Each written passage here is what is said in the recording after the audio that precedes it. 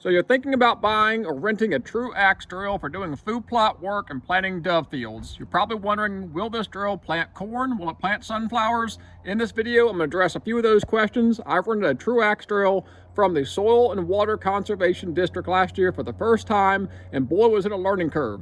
Hopefully this video will help you make up your mind when considering renting or buying a true axe drill for food plot work. We planted clearfield sunflowers. We'll take you through the process, a few tips and tricks, how we calibrated the machine, and we'll take a look at the final results. To rent this drill is a really easy process. All you have to do is email or call your local Soil and Water Conservation District. That is different than your agricultural extension. Call or email up there, let them know what you need, let them know how many acres you intend to plant. They'll put you down. It's only $75 for a baseline rental fee. That includes up to 4 acres, and then it's $10 an acre after that. It's a really easy process. They're great to work with. They make sure the drill is ready to go. They'll walk you through exactly how to use it, how to hook it up, and how to be safe with it. It's an easy process when considering renting the no-till drill. We are going to be pulling this drill with the John Deere 4105. This is exactly 41 horsepower, which is the minimum recommendation for that 5-foot drill. It's about 3,500 pound machine, so it's got some weight to it. We do not have rear hydraulics on this. It's just not how we bought it. We probably want to get permanent hydraulics up eventually, but for now, we're going to run poor man's hydraulics. I've got 2 hoses where I'm actually going to rob the functions off of this loader to run that drill. That drill needs 2 functions, raise and lower, to engage it. So this drill has got 8 slots and openings. Well, we don't want to plant our sunflowers that tight. So what we're going to do is come in here and just fill up the farthest left, one of the center ones, and the farthest right, and plant 3 rows of sunflowers each pass. It'll be about 28 to 30 inches spacing. It's not going to be perfect. There's not a single center one. It'll be off center a little bit. The one downside to this is no fertilizer. So some people actually put fertilizer in the other hoppers to drop down in there too and fertilize and seed. That's a no-go for this. They will not allow me to use fertilizer. So let's go through quick operation here. We've got 2 hoses here that go to the tractor, and I'll be hooking those to the loader function that raises and lowers the unit. Before we operate it, we have to raise the unit up, take out these sleeves right here. This is what protects it on the highway from bouncing and destroying that shock. So we'll raise the unit up, we'll take this one off, and then we come around to this side, and we'll also take this one off, and that will allow the machine to set all the way down to begin drilling. Before we do that, we also have to engage the drive here. You pull this pin out, turn it. Now it would actually spin the chain that goes up and actually runs the machine. So we'll engage the drive wheel, take out the shock protectors, then we can go to drilling. Once you engage this drive here, I was worried that when you just start driving, just to drive to the field, or when you're turning around on the ends of your field, that you would still be dropping seed. Even when that's engaged, there's a clutch up here. That clutch actually has to engage before the seed will start dropping, and that clutch only engages once the bottom wheel starts spinning. So we will not be dropping seed on the corners. So this true axe came with some really long hoses, which is great. So the male connections coming off this drill here come up into the tractor. That's where our 60-inch hoses we bought from Discount Hydraulic Hose come in. Those ran through the tractor, and we robbed the tilt curl function of this loader, which is these far 2 ports, the black and the yellow.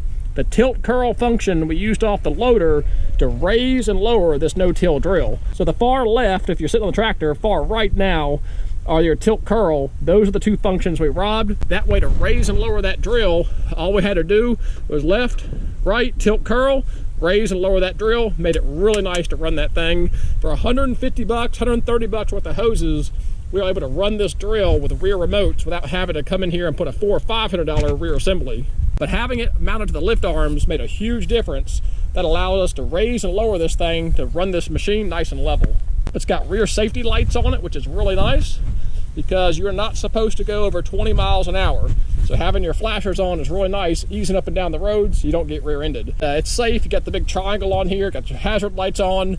Go slow, take it easy. I did a test strip here right down the middle of the cornfield. Normally this is just a fallow, grassy way. I went down and back, so 2 passes, and this is exactly what we were observing in the other field. You see how the seed is in a nice perfect row in the furrow, which that's great. You know, the seed spacing is too tight, That's where your actual row planter is going to come in and space that seed out. And number two, there's no dirt over this seed. Because it seemed like so much seed was left exposed without any dirt over it, we decided not to take any risk. We actually came back over the entire field with a cultipacker after drilling the sunflowers just to be safe. I'm wondering if I didn't have quite enough soil moisture in the dirt to help close up those seed furrows. So just an FYI, if you're seeing a lot of seeds scattered on the ground, you can come back over lightly with a disc or a cultipacker. That seemed to work really well for us, just for putting a little bit of dirt back over top of those exposed seeds. After the sunflower field flushed out, it was pretty evident the sunflowers were planted in rows, which was mission accomplished. However, going back to the seed pickup issue we were experiencing, the seed was not dropping consistently, so we did have gaps in our field. So you would have runs of heavy density sunflowers followed by 5, 6, 8, 10 feet of no sunflowers whatsoever. So that's the difference in this no-till drill versus a row planter, where you get that even spacing. That is one thing to consider. You might want to go a little bit heavier on your seed and make sure you get good even spacing when you're out there using the no-till drill. Another thing I learned about this machine was we piled the seed here where we wanted to kind of make rows, kind of 28 to 30 inches apart. Seed would want to cheat kind of back here as this thing spun. And so Brandon was having to come in here and kind of finger this in, keep it feeding once you get down to a small seed amount. So I can tell this drill and this box really likes bulkier seed amounts to keep it flowing.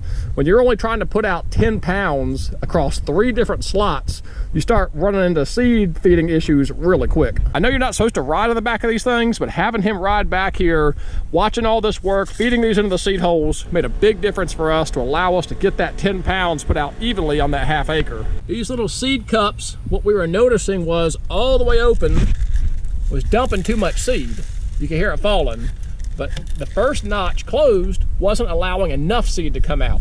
So what we found was cheating this thing out, putting tension on it, but not letting it fall off that last groove. Put some tension on it and actually rode right there really nicely.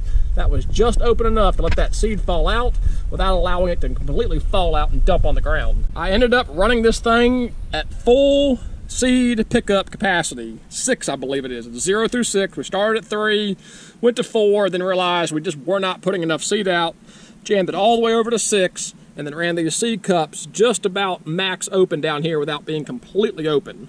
So those are the 2 settings that worked for us with the sunflowers. Now I'll take you up here and show the gear assembly that worked best for us too.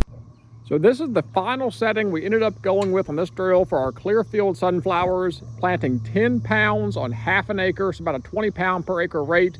We ended up using the middle on both the front and back sprockets. We played around with the gearing a little bit while we were calibrating it, using 50 pounds of Perdovix on an acre and a half at the back, and we came up with the middle sprocket on both the front and the back being the sweet spot.